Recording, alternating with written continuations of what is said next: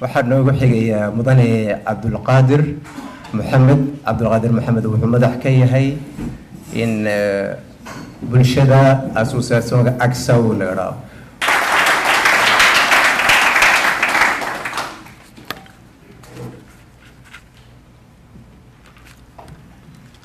Bismillahirrahmanirrahim.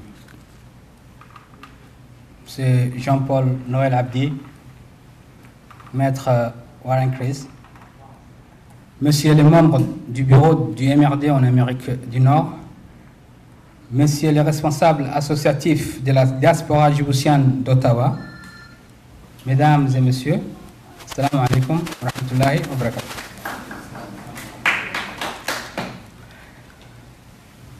Merci d'avoir répondu présent aujourd'hui où nous avons le rare privilège d'avoir parmi nous le président de la Ligue djiboutienne des droits humains, M.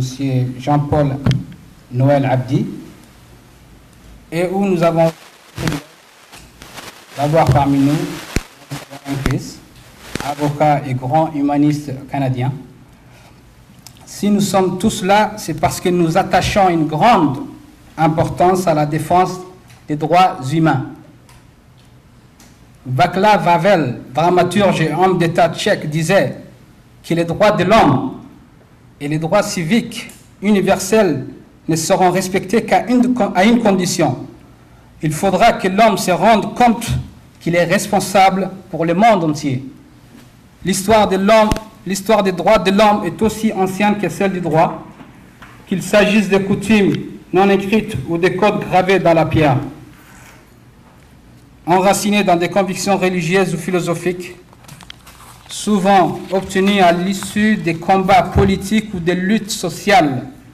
Les droits de l'homme, droits humains ou droits de la personne humaine expriment la reconnaissance de la dignité inaliénable de la personne humaine. En ce sens, ils trouvent leur source dans toutes les cultures qui, sous des formes diverses, affirment le respect de l'homme. Dans la déclaration du Caire sur les droits de l'homme en islam, article 2, paragraphe A, il est écrit que la vie est un don de Dieu, garanti à tout homme. Les individus, les sociétés et les États doivent protéger ces droits contre toute atteinte. Il est défendu d'ôter la vie sans motif légitime. Toujours dans la déclaration du Caire sur les droits de l'homme en islam, dans son paragraphe D, l'intégrité du corps humain est garantie. Celui-ci ne saurait être l'objet d'agression ou d'atteinte sans motif légitime.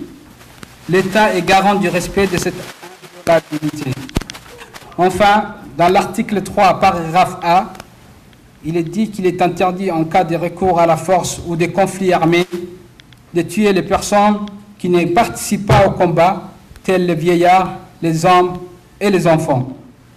Reconnaître les droits ne suffit pas, il faut les appliquer. Il faut pour cela des moyens juridiques, possibilité de porter plainte, existence des tribunaux, etc. C'est ce qu'on appelle la justiciabilité. Ces moyens techniques permettent le passage de belles déclarations à la mise en œuvre pratique. L'écart entre texte et réalité est malheureusement la gymnastique préférée du gouvernement djiboutien. C'est surtout une volonté de nature profondément politique qui profite de la passivité de notre peuple et son indifférence. C'est connu, quand on ne rencontre pas d'opposition, on peut aller très loin dans l'erreur.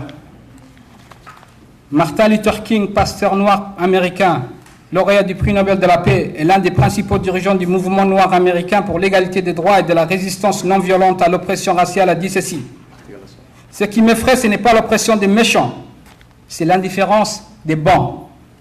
Indifférence parce que besoin, intérêt partisan, mangecratie, politique du ventre, ambokahrifen, bokul, disent les affaires. Nous disons encore avec Martin Luther King que celui qui accepte le mal sans lutter contre lui, coopère avec lui. Nous disons avec Jean-Paul Noël Abdi que ce ne sont pas les besoins et les intérêts qui font l'homme, mais la fierté et la dignité. Notre vaillant Ammou Abdi dénonce et dit la vérité tous les jours à Djibouti. Ça, c'est un acte courageux. Ces prises de position en faveur du respect des droits de l'homme à Djibouti Ses appels à l'ouverture d'enquêtes judiciaires pour identifier et punir les coupables des massacres et des viols lui attirent harcèlement policier régulier depuis plusieurs années.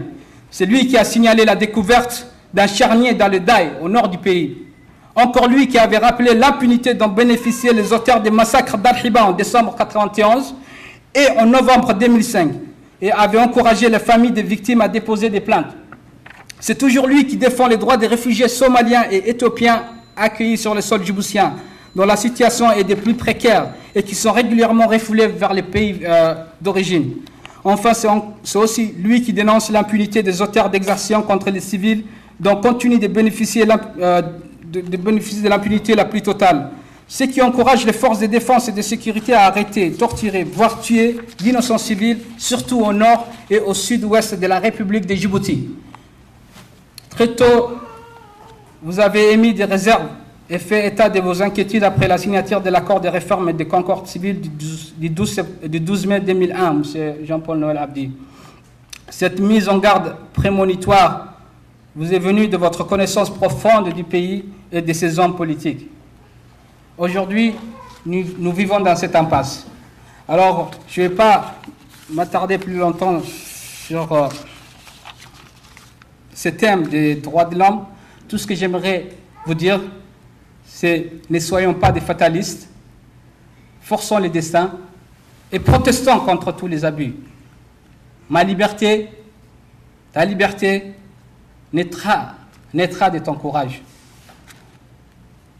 دوم عفرفت يا عم فراهاي يا عم جون بول نويل عبدي ساكونا أكلنا يعني قد جاي كنا نهي متمي أنا عفر إجلاي كان ذلتني هفتكو صار كامل عفر فتيابله ما هوايكي عمو أنكعكو كنا يلي عمري تتر كوهي حينا أبتقي حلتو الدهمة السلام عليكم ورحمة الله.